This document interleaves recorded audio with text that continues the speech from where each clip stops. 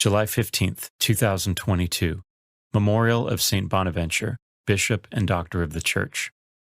A reading from the Holy Gospel according to Matthew. Jesus was going through a field of grain on the Sabbath. His disciples were hungry and began to pick the heads of grain and eat them. When the Pharisees saw this, they said to him, "See, your disciples are doing what is unlawful to do on the Sabbath." He said to them, "Have you not read what David did when he and his companions were hungry, how he went into the house of God and ate the bread of offering, which neither he nor his companions, but only the priests could lawfully eat? Or have you not read in the law that on the Sabbath the priests serving in the temple violate the Sabbath and are innocent? I say to you, something greater than the temple is here. If you knew what this meant, 'I desire mercy, not sacrifice,' you would not have condemned these innocent men, for the Son of Man is Lord of the Sabbath." The Gospel of the Lord.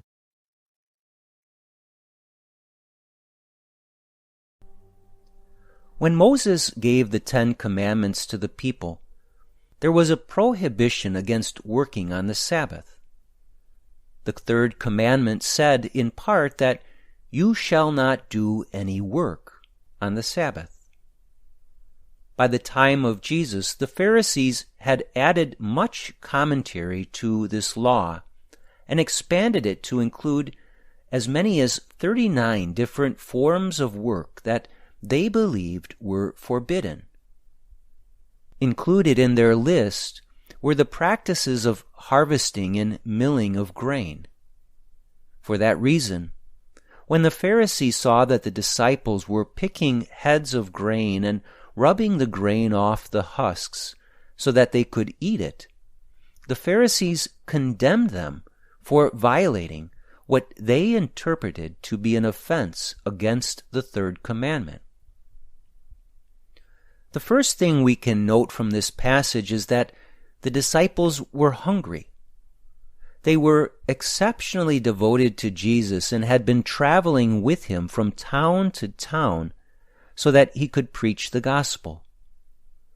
They had given up occupation, home, family, and income so as to be singly devoted to Jesus and his mission. And as a result of this, they were living in poverty and relying upon the generosity of others. It is in this context that they chose to eat the most humble of foods, grain that they picked as they walked. They didn't complain that there wasn't a hot meal waiting for them at their destination. They were accepting of the many long journeys by foot that they made. They were okay with the fact that they did not get to sleep in their own bed every night. But they did have the basic human need for food, so they picked this grain as they walked to fulfill this basic need of hunger. Though there are many lessons we can learn from this passage, one clear lesson is that of the temptation to judge and condemn others. When we fall into the trap of judging others, there are a few things that are common. First, judging and condemning often is based on perceived wrongs that are inflated and exaggerated. The Pharisees clearly inflated and exaggerated this sin of the disciples. In our lives, judgmentalness almost always makes the perceived sin of another far more serious than it is, if it is sin at all. Another common temptation that flows from a judgmental and condemning heart is the failure to even understand the condemned party. In this case above, the Pharisees did not even inquire into the reason the disciples were picking and eating grain. They didn't ask if they had been without food for some time or how long they had been traveling. It didn't matter to them that they were hungry and most likely very hungry. So also with us, it is common that When we judge and condemn another, we arrive at our verdict without even seeking to understand the situation. Lastly, it needs to be said that judging others is not our right. Doing so is usually reckless and caused by our own self-centeredness. God did not give the Pharisees the authority to expand the third commandment into 39 forbidden practices, nor did he give them the authority to apply those interpretations to the perceived actions of the disciples. And God does not give us the authority to judge others either.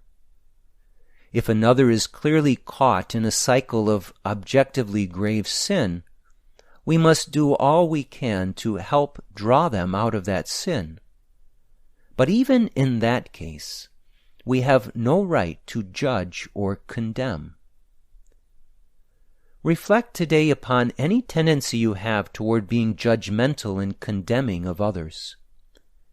If you see this tendency within yourself, spend time thinking about the Pharisees. Their self-righteousness was ugly and damaging. The negative example they set should inspire us to turn away from such acts of condemnation and to reject those temptations the moment they come. Let us pray. My divine Judge of all, you and you alone know the heart, and you alone are capable of acting as judge.